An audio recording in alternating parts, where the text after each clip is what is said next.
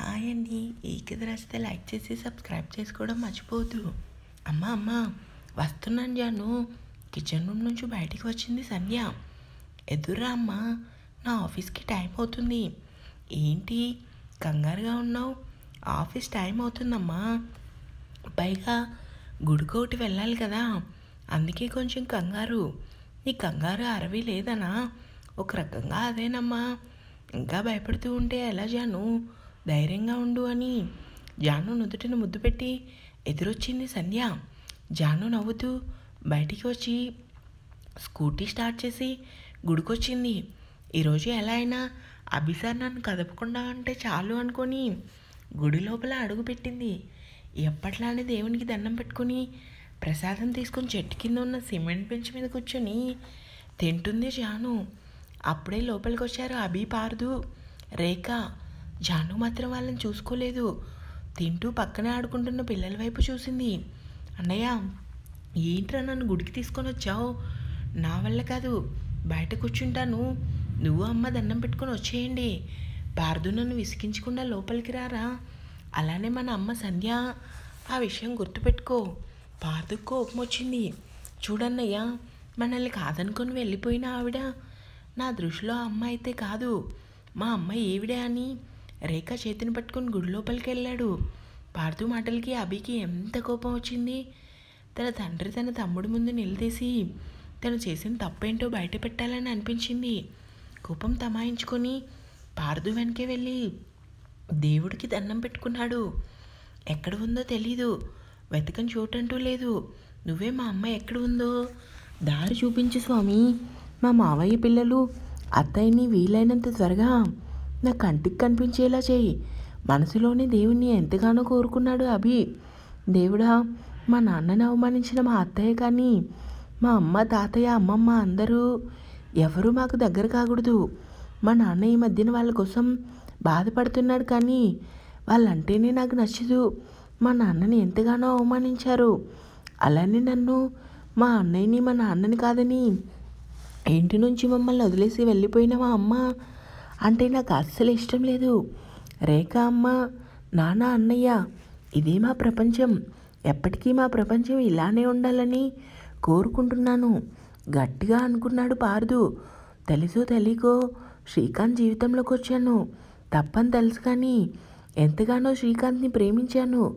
వీళ్ళే నా ప్రపంచం. నా కుటుంబాన్ని నువ్వే సంతోషంగా చూడు స్వామి.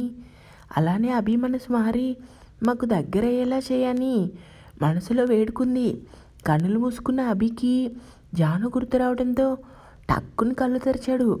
ఎదురుగా పూజారి గారు హారతి ఇవ్వడంతో హారతి తీసుకొని నుదుటిన కుంకుమ పెట్టుకున్నాడు. పార్దు కాసేపు కూడా గుడిలో ఉండలేక, అమ్మ పద, నా ఆఫీస్ టైం అవుతుంది, ఇంటికి వెళ్దాం. కాసేపు గుడిలో ఉందాం నాన్న. నా వల్ల కాదమ్మా, గుడికి వెళ్ళాలని బలవంతంగా తీసుకొని వచ్చావు. అన్నయ్య పోరు నీ పోరు పడలేక వచ్చాను. ఇంకా నా వల్ల కాదు, రండి ఇంటికి వెళ్దాం. సరే, ప్రసాదం తీసుకొని వస్తాను నాన్న. సరే అమ్మా. అన్నయ్య, దా వెళ్దాం. నాకు మనశ్శాంతి కావాలి, నన్ను ఒంటరిగా వదిలే అని కామ్గా పక్కకి వెళ్ళాడు అభి. పార్దుకు అర్థమైంది అభికి తన మాటల వల్ల కోపం వచ్చింది. ఇంకా ఏం మాట్లాడకుండా రేఖ దగ్గరికి వెళ్ళాడు. అన్నయ్య, ఏడ్రా, వాడి గురించి తెలుసు కదమ్మా. పద ఇంటికి వెళ్దాం. పద నాన్న. అమ్మా, ఏంటి పార్దు, అన్నయ్య మాటలకి బాధపడుతున్నావా? లేదు నాన్న, నేనేం బాధపడటం లేదు అని ప్రేమగా పార్దు నుదుటిన కుంకుమ పెట్టింది. అభి పార్దు మాటలు ఆలోచిస్తూ అక్కడే గుడిమెట్ల మీద కూర్చొని ఆలోచిస్తున్నాడు. అమ్మ గురించి వీడికి పూర్తిగా తెలియక ఎప్పుడు చూసినా అమ్మ మీద కోపం పెంచుకుంటున్నాడు. ఏదైతే అది అయింది. నాన్న చేసిన తప్పేంటో పార్దుకు చెప్పి తీరుతాను అనుకున్నాడు. కాసేపటికి ఆఫీస్ టైం అవడంతో పైకి లేచి నార్మల్గానే పక్కకు చూశాడు. ప్రసాదం తింటూ తన పెద్ద పెద్ద కాటుక కళ్ళతో చుట్టూ ఉన్న వాతావరణం చూస్తుంది జాను. కనకాంబరం రంగు చీరలో ఆమె ఎంత అందంగా ఉంది.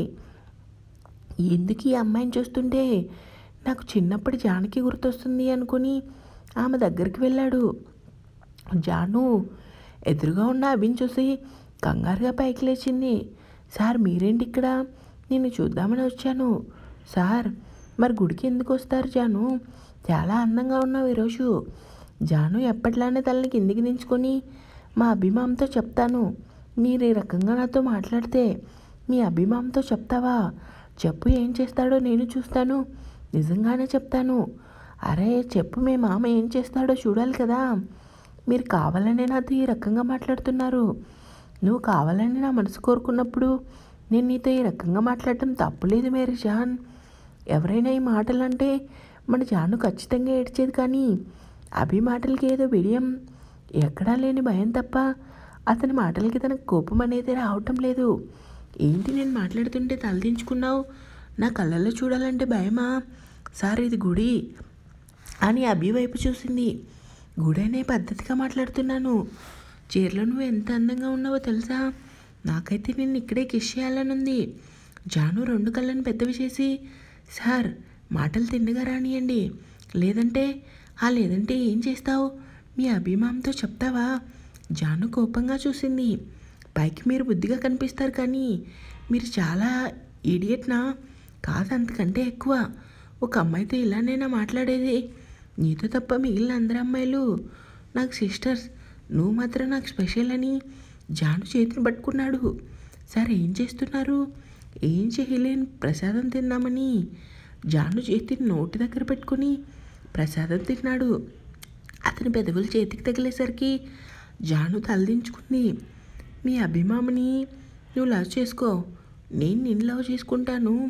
సార్ మేరీ జాన్, నీ విషయంలో ఎందుకో తెలీదు, చాలా దగ్గరైపోతున్నాను. చెప్పాలంటే నిన్ను చూస్తుంటే ఏదో తెలియని బంధం నా మనసును లాగుతుంది. నేను అందంగా ఉన్నాను కదే, నన్ను సార్ అని పిలవటం మానేసి అభిమామ అని పిలువు. నోరు పెద్దొచ్చేసింది జాను. అభి నవ్వుతూ, అవును, మీ అభిమామ కంటే నేనే మీకు కరెక్టు, అందుకే అభిమామగా నన్ను ఫిక్స్ అయిపో. మీరు అసలు లేదు, వడ్డీ లేదు. రోజు ఇలానే చీర కట్టుకుని ఈ అభిమామని టెంప్ట్ చేయి. జాను బుగ్గులాగి మరీ చెప్పాడు అభి.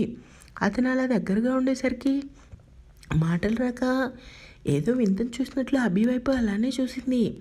జాను, నువ్వు ఇలా చూడకు, నాకు ఏవేవో థాట్స్ వస్తున్నాయి.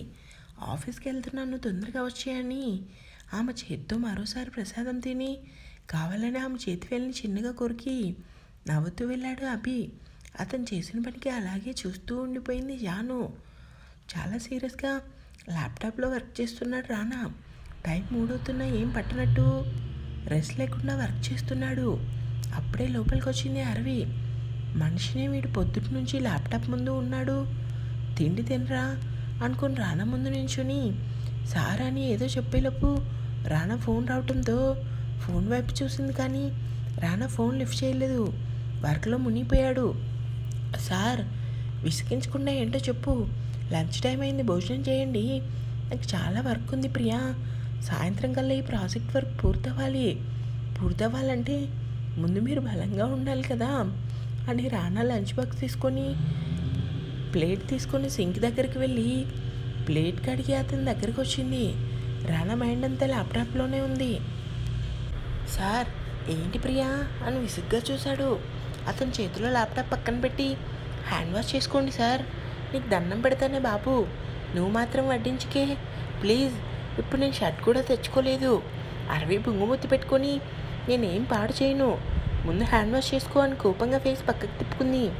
ఏంటి నువ్వు కూడా అలుగుతావా? ఓ గాడ్, ప్రపంచంలో వింత అంటే ఇదేనేమో. నువ్వు అలుగుతుంటే నాకు చాలా నవ్వు వస్తుంది. హ్యాండ్ వాష్ చేసుకొని చైర్లో కూర్చున్నాడు. అరవి ఏం మాట్లాడకుండా బాక్స్ ఓపెన్ చేసి భోజనం వడ్డించి వాటర్ బాటిల్ అతని ముందు పెట్టి నుంచింది.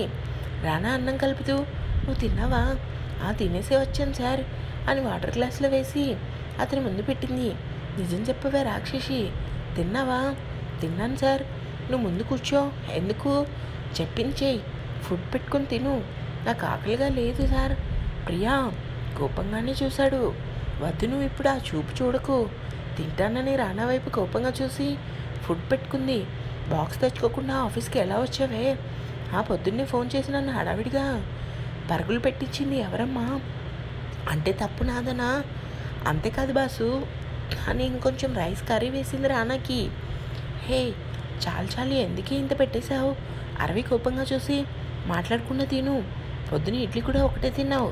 షర్ట్ మీద చెట్టి పంపేశావని కోపంతో తినకుండా హ్యాండ్ వాష్ చేసుకున్నావు. ఇప్పుడు టైం చూసావా, 3 దాటింది. తిండి తిప్పలు మానేసి ఏం పొడి చేద్దామని ఆఫీస్ వర్క్ ఎప్పుడూ ఉండేదే. ఏదో కొంపలు మునిగినట్టు ప్రాజెక్ట్ వర్క్ అంట. ప్రాజెక్ట్ వర్క్ రానా నవ్వుతూ, ఏంటి నీ ఫోకస్ వర్క్ మీద కాకుండా నా మీద పెట్టావు అంటే నీ ఉద్దేశం? డౌట్గా చూసింది అరవి. సైట్ కొడుతున్నావా? అరవి గట్టిగా నవ్వి, హలో బాబు, నీకు అంత సీన్ లేదు. ఆరు ఇక్కడ నా హార్ట్ కదిలించాలంటే బీభత్సంగా వాడికి రాసి పెట్టి ఉండాలి. కవర్ చేసుకున్నది చాలు. మార్నింగ్ జిమ్ చేస్తున్న నన్ను ఒళ్ళంతా కళ్ళేసుకొని చూడలేదా? ఆరు పేరంతగా పట్టించుకోలేదు రానా. తింటున్న హడావిడిలో నేను మామూలుగానే చూశాను. నా చూపే అంతా అవునా అవును అని ఏదో మాట్లాడుతుండగా అరవికి పొలమారడంతో రానా కంగారుగా అరవి తల మీద తట్టి, తినేటప్పుడు కూడా మాటలేంటే, నీకు సైలెంట్గా తినలేవా అని వాటర్ పట్టించాడు. నీ వల్లే కదా పొలమారింది. అటు తిప్పి ఇటు తిప్పి తప్పంతా నాదే అంటావు. హ్యాండ్ వాష్ చేసుకుని తొందరగా తిను. సైడ్ దగ్గరికి వెళ్ళాలి. రానా ప్లేట్ తను తీసుకొని నీట్గా కడిగి బాక్స్ సర్ది. అదేంటి శక్తి వెళ్తాడన్నావు కదా? లేదు, వాడికి ఫోన్ చేయటం మర్చిపోయాను. వర్క్లో పడి వాడు వర్క్ చేస్తున్నాడు కదా, చేయని ఎలానో ఈ వర్క్ మరో గంటలో అయిపోతుంది. సైట్ దగ్గరికి వెళ్ళేసరికి ఒకసారి వర్క్ కోసం మేనేజర్తో మాట్లాడాలి అని అరవి ఇచ్చిన క్లాత్తో హ్యాండ్ తుడుచుకొని ల్యాప్టాప్ తీసుకున్నాడు. ఇంకా అరవి కూడా రానా ఇచ్చిన వర్క్ కంప్లీట్ చేయడానికి బయటికి వెళ్తుంటే, ఎక్కడికి? మార్నింగ్ వర్క్ ఇచ్చారు కదా, సాయంత్రం కల్లా కంప్లీట్ చేయాలని. అవునా, ఇచ్చానా? ఏం తెలియనట్టు అక్కడ నుండి సార్ అడగండి సార్ అని చిరుకోపంగా చూసి బయటికి వెళ్ళింది. ఆ చూపు చూసిన రానాకి నవ్వొచ్చి వర్క్లో మునిగాడు. కార్ సైడ్ దగ్గర ఆగడంతో రానా అరవి కారు దిగారు. అప్పటికే సాయంత్రం అయింది. ఇదేనా సార్ సైటు? పద అని ఇద్దరు సైట్ దగ్గరికి వెళ్ళారు. రానా మేనేజర్తో వర్క్ విషయం మాట్లాడుతున్నాడు. రానా అరవి నించుని సైట్ అంతా చూస్తుంది. ఫోన్ కాల్ రావడంతో రానా వైపు చూసింది. చాలా సీరియస్గా వర్క్ కోసం మాట్లాడుతున్నాడు రానా. గంట నుంచి మాట్లాడుతున్నాడు. టైం చూస్తే 7 అయింది. ఇప్పుడు కానీ ఫోన్ లిఫ్ట్ చేయలేదంటే అమ్మ కంగారు పడుతుంది అని రోడ్ సైడ్ దగ్గరికి వెళ్ళి ఫోన్ లిఫ్ట్ చేసింది. అమ్మ చెప్పు, ఆఫీస్ వర్క్ ఇంకా అవ్వలేదా? ఒక అరగంటలో ఇంటికి వచ్చేసానమ్మా. ఈరోజు కొంచెం వర్క్ ఎక్కువ ఉంది, అందుకే లేట్ అయింది. ఆటోలో ఒకదానివి ఈ టైంలో ఎలా వస్తావు? తాతయ్యని ఆఫీస్ దగ్గర పంపించినా? అవసరం లేదమ్మా, నేను వచ్చేసాను. సైట్ దగ్గర ఉన్నాం. సార్ మాట్లాడడం పూర్తవుతే నేను వెంటనే ఇంటికి వచ్చేస్తాను. సరే జాగ్రత్త అని దివ్య ఫోన్ పెట్టేసింది. అరవి కాల్ కట్ చేసి వెనక్కి తిరిగేలోపు వేగంగా ఒక కారు దూసుకొచ్చింది. వెంటనే అరవి అలర్ట్ అయ్యి సైడ్కి తప్పుకుంది. కారులో నుంచి కోపంగా దిగి అరవి దగ్గరికి వచ్చాడు పార్దు. నువ్వా? కారు సరిగా డ్రైవ్ చేయటం రాదు కదా? నువ్వా? అయినా రోడ్ మీద అడ్డంగా నుంచిందే కాకుండా మళ్ళీ నన్ను అంటున్నావేంటి? ఆపు, కాస్త మంచిగా మాట్లాడు. నీ కళ్ళు దుబ్బాయా? నేను రోడ్ సైడ్లో ఉన్నాను. అయినా కావాలని నువ్వు నాకు డాష్ ఇవ్వాలని చూసావు. నీకైతే నేను ఎందుకు డాష్ ఇస్తాను? కారుతో గుద్దేసేవాడిని. నీలాంటి వాళ్ళకి మాతో గొడవపడమే పని కదా.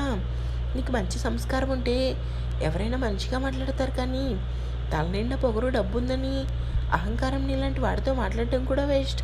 మాటలు మర్యాదగా రాని నీకు మర్యాద ఇచ్చేది ఏంట్రా? తప్పు చేసి కూడా మళ్ళీ నాతో గొడవ పెట్టుకుంటున్నావు. ముందు ఒక అమ్మాయితో ఎలా మాట్లాడాలో నేర్చుకో. నీలాంటి ఆడదాన్ని ఈ రకంగానే మాట్లాడతాను. వేగి అన్నావంటే ముఖం పగిలిద్ది. మూసుకొని పోరా అని పారదు నెత్తిన ముట్టికేసింది. పారదు కోపంగా, ఏయ్ నువ్వు అదుపులో పెట్టుకో, మాట్లాడు. ఇంకోసారి ముట్టికేసావంటే 4 చీరేస్తా. నేను నోరు అదుపులో పెట్టుకుని మాట్లాడతాను. మీ అమ్మ బాబు నిన్ను సరిగా పెంచలేదే, అందుకే ఇలా రౌడీలా మాట్లాడుతున్నావు. పార్దుకి ఎక్కడ లేని కోపం వచ్చింది. కోపంగా అరవి దగ్గరకు వచ్చి, నిన్ను కాదే నిన్ను ఇలా రౌడీలా పెంచినా, మీ బాబుని అనాలి. ముందు మీ బాబుకి బుద్ధి చెప్తే అప్పుడు నీకు వస్తుంది అని కోపంగా అరవి మెడలో ఉన్న స్కార్ఫ్ లాగాడు. అరవి పార్దు వైపు భయంగా చూసింది. ఇంకోసారి నా జోలికి వచ్చావంటే ఏం చేస్తానో నాకే తెలీదు. నాతో గొడవ పెట్టుకోకు, నీకంత మంచిది కాదు. మళ్ళీ ఇదే రిపీట్ అయితే మీ కుటుంబం అంతా రోడ్డు మీద ఉండేలా చేస్తాను. ఇంత సిగ్గు లేకుండా ఒక అబ్బాయితో గొడవ పడుతున్నావంటే మీ నాన్న ఎలాంటి వాడో బాగా అర్థమవుతుందని కోపంగా చూశాడు. మా నాన్నని ఇంకొక మాట అన్నావంటే చెప్పు తీసుకుని కొడతాను, నీతో నాకు మాటలేంటే అని కోపంగా అక్కడి నుంచి వెళ్ళాడు పార్దు. కంటి నిండా నీళ్ళతో వెళ్తున్న పార్దు వైపు చూస్తుండిపోయింది. అప్పుడే అక్కడికి వచ్చాడు రానా. ప్రియా వెళ్దామా?